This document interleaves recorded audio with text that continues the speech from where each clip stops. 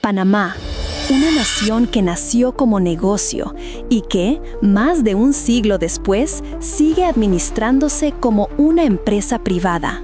La historia oficial habla de progreso y soberanía, pero bajo esa narrativa, el país permanece sometido a una estructura económica construida para beneficiar a una minoría.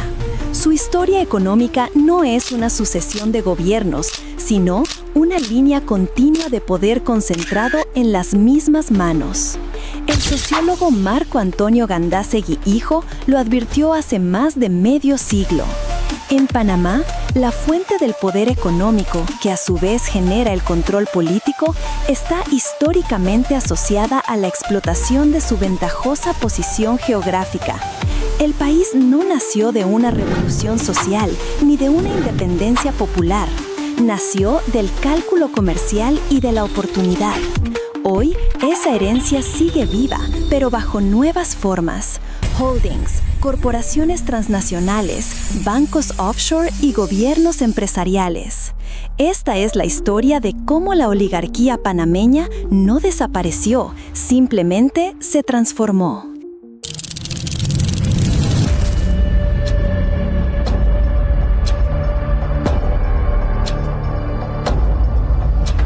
República S.A., el negocio más grande de Panamá. En 1966, Gandásegui documentó que 36 de las 120 sociedades anónimas más poderosas del país estaban controladas o influidas por solo 3 familias panameñas. Su investigación reveló que el 80% del capital nacional se concentraba en los circuitos comerciales y de servicios de la ciudad de Panamá y Colón. Los grupos económicos del país son tan interdependientes que resulta difícil distinguir dónde termina la influencia de uno y empieza la del otro. Durante el periodo militar, el poder económico no fue desmantelado, solo cambió de estrategia. Mientras el discurso oficial hablaba de justicia social, los grandes grupos económicos encontraron en el nuevo orden una oportunidad para fortalecerse. El control estatal sobre sectores estratégicos como la banca, la energía y la importación abrió espacios donde las élites económicas y los militares se asociaron bajo acuerdos discretos. Surgió así una nueva clase de empresarios ligados al Estado que utilizó los programas de desarrollo, las exoneraciones y las reformas legales para expandir sus fortunas. Lejos de limitar al capital privado, el régimen lo reorganizó en torno al naciente Centro Financiero Internacional, preparando el terreno para la apertura neoliberal de las décadas siguientes. El 20 de diciembre de 1989 marcó el inicio de la llamada transición democrática.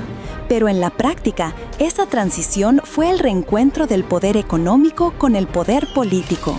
La invasión estadounidense destruyó al régimen militar, pero restituyó a las élites empresariales el control directo del Estado.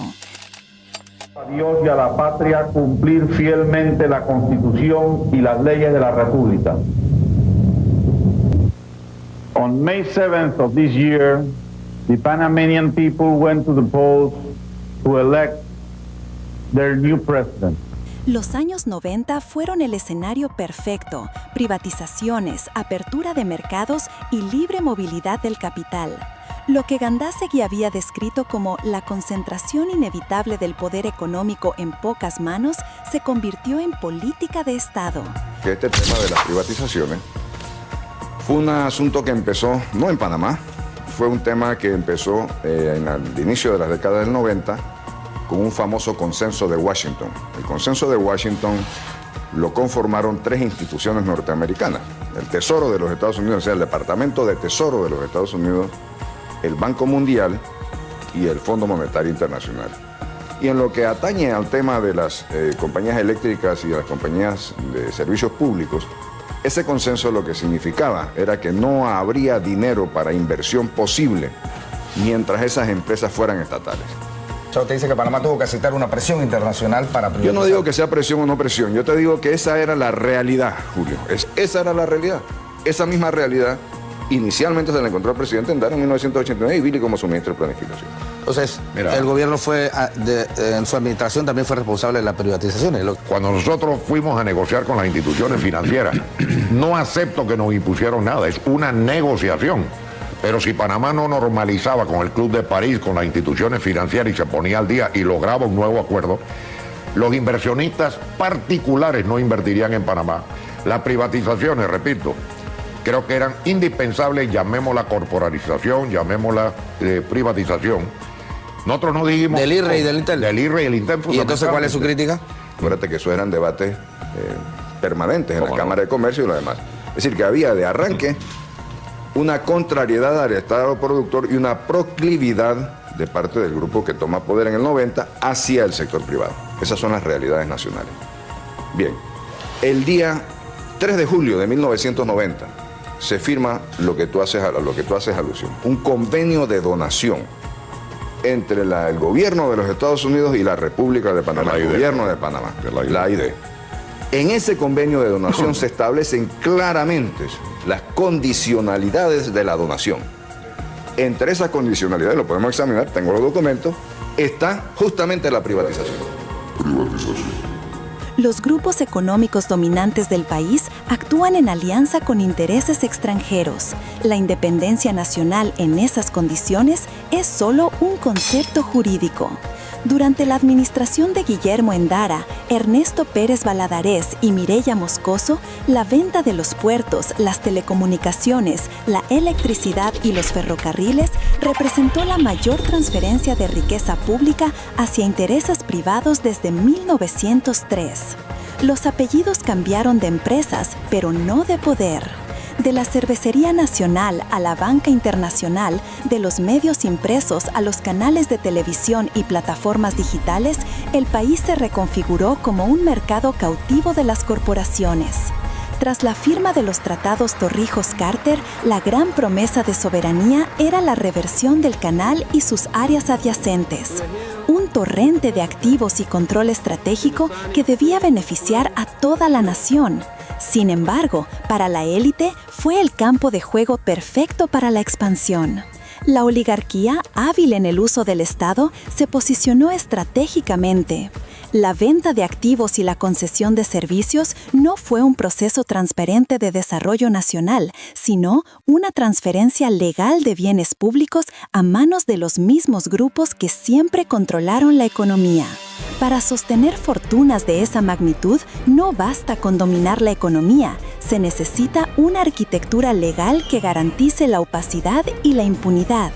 Aquí es donde entra en juego la otra cara del poder oligárquico, los grandes bufetes de abogados. El caso del bufete González Ruiz y Alemán ya nos dio una pista: negocios, medios y diplomacia bajo las mismas manos. Este modelo se replicó y se perfeccionó. Los bufetes no solo representan legalmente, sino que diseñan el sistema regulatorio desde dentro, son el motor de la puerta giratoria. La República de Panamá se especializó en la creación de estructuras societarias que permiten el anonimato del capital, sociedades anónimas, fundaciones de interés privado y fideicomisos. Herramientas legales cuyo propósito principal es esconder el beneficiario final de una fortuna. Estos mecanismos no fueron accidentales, fueron leyes impulsadas y defendidas por quienes estaban íntimamente ligados a las élites económicas y políticas, asegurando que el capital acumulado en el país pudiera fluir sin fiscalización y, crucialmente, sin pagar impuestos de forma adecuada. El resultado es una doble moral económica. Por un lado, una élite que exige disciplina fiscal al Estado y recortes sociales. Empresarios y economistas piden al gobierno una revisión de los altos costos en la planilla estatal y subsidios. A través de esa jurisdicción, entonces, el expresidente de APD, Roberto Troncoso, respaldó la posición de la Cámara de Comercio de requerir un informe al Estado ante el incremento de gastos públicos. creo que es ultra necesario, mega necesario, porque de eso, ese dinero no es de ellos. Yo te di la potestad de administrarlo cuando te di el voto. Tenemos el derecho humano del agua, perfecto, anda al río y búscala. La que te pongo en tu casa, págala. Por el otro, utiliza activamente las ventajas legales del mismo Estado para evadir su responsabilidad tributaria y mantener el status quo. Cerca de 4.300, 4.500 empresas deberían pagar impuestos. 2.600 empresas en zona libre, pequeñas, medianas y grandes, no pagan impuestos municipales. Tenemos 4 puertos internacionales que no pagan impuestos en Colón. El ferrocarril interoceánico no paga impuestos municipales y se mantiene totalmente distante de las necesidades de este pueblo. La concentración de riqueza es más que una cifra económica, es la causa directa de la desigualdad histórica en Panamá. El control del Estado por parte de la élite tiene un impacto devastador en la vida de la mayoría. Mientras la élite compraba los activos nacionales, la inversión en educación, salud pública e infraestructura en zonas rurales y urbanas marginales se mantiene insuficiente. El sistema funciona a 2 velocidades, un Panamá de élite con acceso a capital, poder e información y un Panamá mayoritario con acceso limitado a derechos básicos. La frase del sociólogo Gandásegui se vuelve un eco doloroso. Panamá vive bajo una democracia oligárquica donde las elecciones legitiman la concentración de riqueza y el poder. Las campañas políticas financiadas por los grandes grupos económicos aseguran que el resultado electoral no altere el monopolio de clase. El mecanismo de cooptación es simple. Los gobiernos, sin importar el color político, terminan siendo gobiernos empresariales. Los ministros, los directores de entidades clave, son ex ejecutivos, ex abogados o personas con lazos indisolubles con la élite. Su misión no es reformar el sistema, sino administrarlo en beneficio de sus protectores. Cuando el poder político y económico es indistinguible, la ciudadanía pierde la capacidad real de influir. La frustración y la indignación se canalizan en estallidos sociales o en la apatía, porque la puerta giratoria ya ha decidido el resultado. La radiografía del poder económico en Panamá es clara, no es casualidad, es un sistema. Esta segunda parte revela que el problema no se limita al control de empresas, es la cooptación del marco legal y político para blindar la acumulación y trasladar el costo social al ciudadano común. Los grandes apellidos, las grandes fortunas, no solo gestionan sus negocios, gestionan la República. Su éxito ha sido la deuda silenciosa de Panamá. La pregunta no es si el Estado opera para el bienestar de su pueblo o para perpetuar el monopolio de clase. La pregunta es, ¿hasta cuándo lo permitiremos? Marco Antonio Gandásegui Hijo cerró su obra con una advertencia. Si una redistribución más justa de la riqueza nacional no se realiza en un periodo relativamente corto, será inevitable el derrumbamiento del status quo. Más de 50 años después, el status quo no se ha derrumbado, pero el país sí muestra sus fracturas: violencia, desigualdad, pérdida de confianza y una economía que crece sin repartir. El canal, la joya de la nación, opera como una empresa global que deja migajas al ciudadano común. La zona libre, símbolo del comercio mundial, se convirtió en territorio de corporaciones extranjeras con escaso impacto en el desarrollo interno.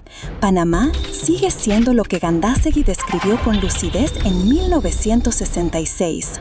Una república subdesarrollada económicamente, dependiente del comercio exterior, cuya balanza solo se sostiene por una economía de servicios controlada por intereses ajenos al pueblo.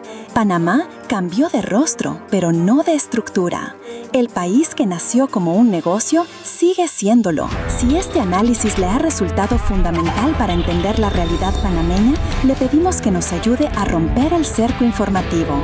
Comparta este video y deje su comentario. La verdad solo transforma cuando se comparte.